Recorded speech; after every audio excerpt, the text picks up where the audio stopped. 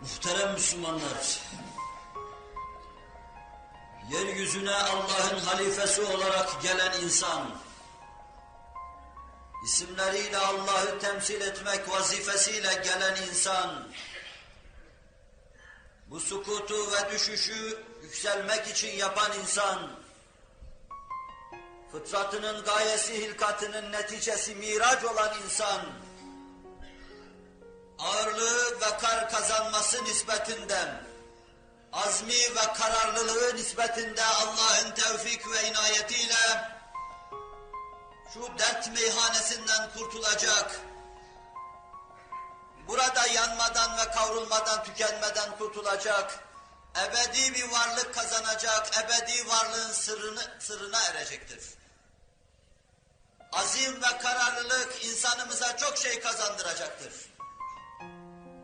Rabbimizin eltafı karşısında onun emirlerine göre bir vaziyet alıp azim ve kararlılık içinde bulunmam.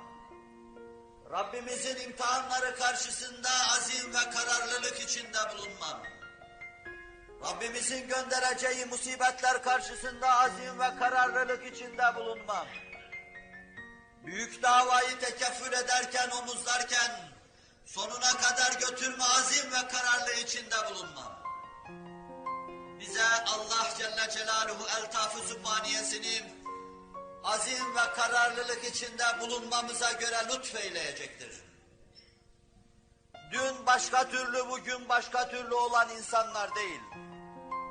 Dün başka şekilde yaşayan, bugün başka şekilde yaşayan insanlar değil. Dünden bugüne, bugünden yarına aynı çırpıda hareket eden, aynı müstakim hat üzerinde hareket eden ve bütün davranışlarında Muhammedi olan azimli ve kararlı insan sallallahu aleyhi ve sellem. Kendini kurtarmış insan ve ancak kendini kurtaran insandır ki başkalarını da kurtarabilir. Kendini kurtaramamış bir insanın kurtarma adına yaptığı artistliklerden başkalarına gelecek bir fayda yoktur. Namazsız, niyazsız ve ahlaksızlık içinde bulunan, mücadele eden insanın nefsine fayda gelmediği gibi başkalarına gelecek bir fayda da yoktur. Sadece beliren, meydana gelen bir tek şey vardır, o da iç dış farklılığı. O da nifaktır. İçinde mümin gibi görünmem. Bir kısım davranışlarda iman ve İslam istikametinde hareket ediyor gibi görünmem. Fakat kendini aşamamış bu insanın her tavır ve davranışından dökülecektir. Nefsinin esiri ve mağlubu, kararsızlığı ve ciddiyetsizliği, binaenaleyh kendi milletine ve vatanına getireceği bir şey de yoktur. Kendi nefsi adına Herkül, milleti adına Heraklit, evvela arzularını aşmış bir insan olacaktır. Bir halaskar bekliyorsanız, dünyaya karşı sineğin kanadını dahi vermeyecek kadar bu mevzuda centilmen, azimli ve kararlı olmalıdır. Tavrını ve vaziyetini değiştirmemelidir.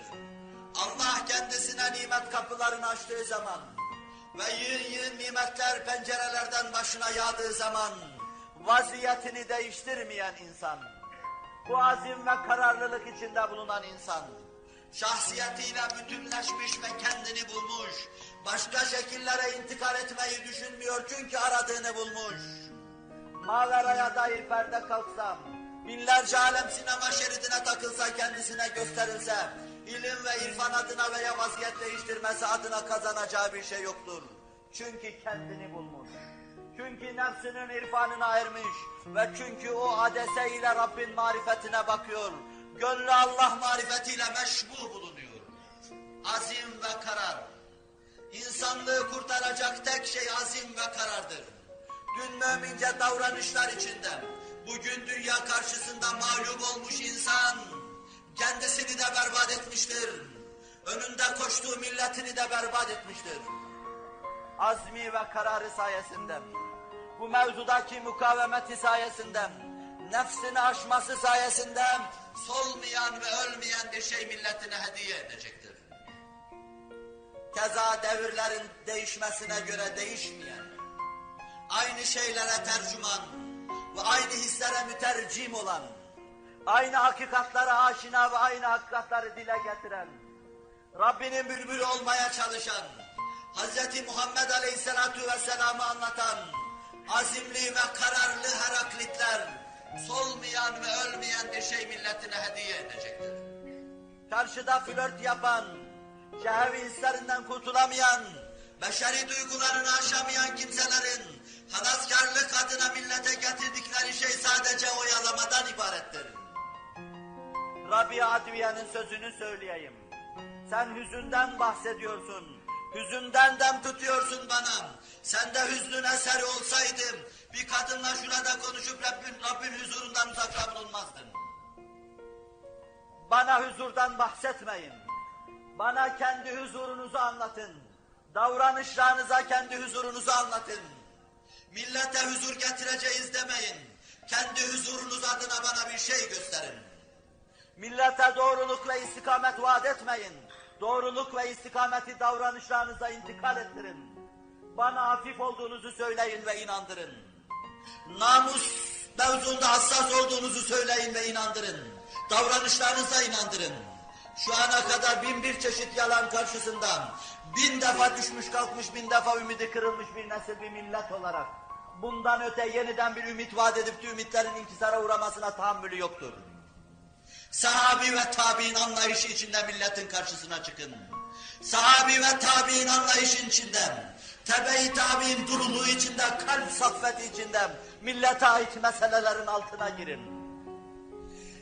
Yükseldiğiniz makamlardan istifade etmek suretiyle mallar, mansıplar tedarik etmeye kalkmayın. Zira bu sizin ortaya atıldığınız davada yalancı olduğunuza delalet eder. Yumuşak döşeklerden fedakarlıkta bulunmadığınız zaman yalancı olduğunuza delalet eder. Günde 3 defa sofralar önünüze konup kalktığı müddetçe yalancı olduğunuza delalet eder. O zaman başınızdaki külahı rica ederim atın. Elinizdeki tesbihin bağını da kırın dökülsün. Bana öyle görünmeyin. Zira şeytanın sırtında peygamber cübbesi çok çirkin görünüyor. Sahabi olun. O cübbeyi size Allah giydirsin. Tabi'in olun. O ridayı size Resulullah sallallahu aleyhi ve sellem giydirsin. Milletin artık sahtekarlığa, değişik tavırlara, azimsizliğe ve kararsızlığa tahammülü yoktur. Yerde kurduğunuz ocakta ve bucakta, yerde kurduğunuz misyonda milletin kurtarılmasının felsefesini yapıyorsanız, evvela kendinizi keşfetmenizi size tavsiye ederim. Nefsin marifetine ulaşınız. Geceniz var mı size, bana söyleyiniz onu. Seccadeniz alnınızı tanıyor mu sizin? Evinizin duvarları iniltinize şahit oldu mu acaba? Yoksa rica ederim bana yalan söylemeyin. Tarihe yalan söylemeyin. Millete yalan söylemeyin. Ve arenada korkunç oyunları seyreden, duygularını kaybetmiş, kurtuluş bekleyen şu nesle yalan söylemeyin. Ahu elinizde ummanlar çalkalansın ve dalgalansın. Millete kurtuluş vaat ederken kalbinizden söyleyin. Kalbinizin olduğuna dair bizi ikna edin. Bir vicdan taşıdığınıza dair bizi ikna edin. Ve milletin beklediği budur. Bu azim ve kararlılık içinde olanlar Allah'ın tevfik ve inayetiyle bu tekerleği tümseye çıkaracaklardır. Temettü hakkına kapılmayanlar, vazifesini geçimine basamak yapmayanlar, yükselmek için halk içinde görünmeyenler, tavır ve davranışlarını değiştirmeyenler, olduğu gibi kalanlar, makamdan ve mansıptan kaçanlar, kendilerine açılan eltaf ve nimet imkanları kapılarını kapayanlar, onlara sırtlarını çevirenler, Resul-i Ekrem gibi, milleti, ümmeti diyenler, iniltilerinde daima bu saf, bu duygu, müteheyyiz ve mütennefis bulunanlar, bunlar millete kurtuluş vaat edebilirler. Bunlar milletin elinden tutup içine düştüğü çukurdan çıkarabilirler. Ve millet bunu bilmeli. Kendi kurtarıcısını da böyle tanımalı. Halaskarını bu türlü diyargamlık içinde, hasbilik içinde, fedakarlık içinde tanımalı. Ben devlet kurduğu zaman yakınlarına krediler çıkarıp Fabrikalar açan insanları camide de görsem samimiyetine inanmıyorum. Ben elimde tesbih başında günah taşıdığı halde saraylarda ve kâşhanelerde yaşayan insanların samimiyetine inanmıyorum. Ben İmam Hatip'te okuduğu halde namaz kılmayan talebenin samimiyetine inanmıyorum. Yazın 4 ay tatili köyde hasbi geçirmeyen enstitülü talebenin samimiyetine inanmıyorum. Kordon boylarında sigara içen kadınlara bakan, flört yapan, mütedeyyin geçinen talebenin samimiyetine inanmıyorum. Siyaset meydanlarında dinden diyanetten bahsettikleri halde, hadizatında sahabi saffet ve tabi'in saffetini bize vaat etmeyen riyakar ve münafıkların samimiyetine inanmıyorum. Muhterem Müslümanlar, sizin namınıza size söylüyorum. Sizin namınıza bütün zamana sesleniyorum. Bu milletin beklediği şeyi vermek istiyorsak, gönül kadar ceset, ceset kadar gönül. İç kadar dış kadar içe sahip olmamız lazımdır. Bir Herkül kadar güce ve kuvvete, Ömer kadar imana sahip bulunmamız lazımdır. Ebu Bekir gibi sıddıkiyete yükselmemiz lazımdır. Resul-i Ekrem'in etrafında halakalanmamız lazımdır. Demiyorum ki ben, öyle yapanlar gelmesin ve doğru olmasınlar. Öyle yapanlar işe sahip çıkmasınlar. Öyle yapmak isteyenler içimizde bulunsunlar. Öyle yapmak isteyenler Resul-i Ekrem'in cemaatinin içinde bulunsunlar. Neye davet ediyoruz? Kime çağırıyoruz insanlığım? Neyin bayraktarlığını yapıyoruz? Elimizde şehbal halinde afak alemde gösterdiğimiz şey nedir? O İslam'dır, imandır, Kur'an'dır. O sahibi Kur'an Hz. Muhammed Aleyhisselatü Vesselam'dır. Bunları gösteriyorsak, onlar bir vadide, biz bir vadide, olmaz böyle şey. Ümmetime öyle bir zaman gelecektir ki, camileriyle balep dolduracaklar, içlerinde bir tek Müslüman olmayacak, zayıf dahi olsam. Bu hadis insanı ürpertici mahiyettedir. Ara sıra yolu oraya uğrayacak, fakat kalbiyle gelmeyecek. Ve yine zayıf bir hadisin şu ürpertici mahaline dikkatinizi rica ediyorum. Zaman gelecek ki ümmetin bir vadide, Kur'an'da bir vadide, kitaplarıyla alakaları bulunmayacak. İşte siz manzaraya bakın ve bunu görmeye çalışın. Kur'an diyerek sokaklara dökülenler, din diyerek sokaklara dökülenler, sağı solu kırıp geçirenler ve fakat bu arada secdesiz başlar, utanmayan yüzler, terlemeyen alınlar, kirli vicdanlar, paslı vicdanlar, Allah'la münasebetsizler ve Allah'tan kopmuş kopuk kimseler. Bunların millete vaat ettiği, vaat edeceği, getirdiği ve getireceği bir şey yoktur. Nefsimle beraber sizi sahabi ve tabi'in olmaya çağırıyorum. Siz dine ve diyanete çağırmanıza mukabil, ben o mevzuyu meskutunen geçiyorum. Ben sizi sahabe ve tabi'in olmaya çağırıyorum. Kema tekunu yuvalla aleykum. Sahih hadiste Resul-i Ekrem buyuruyor. Nasıl iseniz öyle idare edilirsiniz.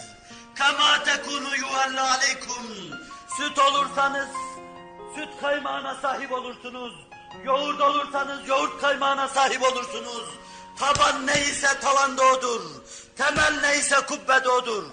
Ben sizi sahabi olmaya çağırıyorum. İnsanlığın belli bir döneminde büyük dava yolcuya sahabi olmuştur. Ve 3 asırdan beri yıkılan, maddesiyle manasıyla yıkılan ve derbeder olan bu cemaat yeniden ayaklar üzerine doğrulmayı düşünüyorsam, ancak sahabi olarak doğrulacaktır. Ancak tabi'in olarak doğrulacaktır. Rabbim sizi istikamet içinde daim eylesin. Riyadan ve gösterişten sizi muhafaza buyursun. Ben kendi cemaatime sesleniyorum. Bu cemaatin evinde debdebeden rahatsız oluyorum. Bu cemaatin gece-i fasılasız uyumasından rahatsız oluyorum. Bu cemaatin namazı aksatmasından rahatsız oluyorum. Namazı aksatıp da rahatsız olmamasından rahatsız oluyorum. Bu cemaatin şeytanın mağlup olması karşısında bizar olmamasından bizar oluyorum. Ve bu cemaate sesleniyorum. Camideki cemaat Muhammed'i iş tamamdır. Sallallahu aleyhi ve sellem. Camideki cemaat Kur'an'ı iş tamamdır. Direğin dibinde oturup uyuklayan adam, Rabbinin huzurunda dahi davranışını ayarlayamayan adam, elinden tesbihi düşürmese dahi, çenesinden sakalı atmasa dahi, şeytandan paçayı kurtaramamış demektir. Şu Rabbin huzurunda dahi, bana çok iştiyak olan seccademin yanında dahi, ben de değilsem nerede ben benimle beraber olacağım? Ben Rabbimle değilsem nerede Rabbimle olacağım? Binaenaleyh camideki cemaat, seni camiye davet ediyorum. Seni mihraba bakmaya davet ediyorum. Seni minbere teveccühe davet ediyorum. Sanadır davetim benim. Hazreti Muhammed'e yeniden müteveccih ol sallallahu aleyhi ve sellem. Bu teveccüh içinde Kur'an'ı bul ve sonra Allah'a vasıl ol. Allah yardımcın olsun. Allah şu zikzaklı yollardan, seni inhiraflardan muhafaza buyursun. Tarik-i müstakime hidayet eylesin. Ela inne ahsenel kelam ve eblegan nizam. Kelamullahil melikil azizil allam.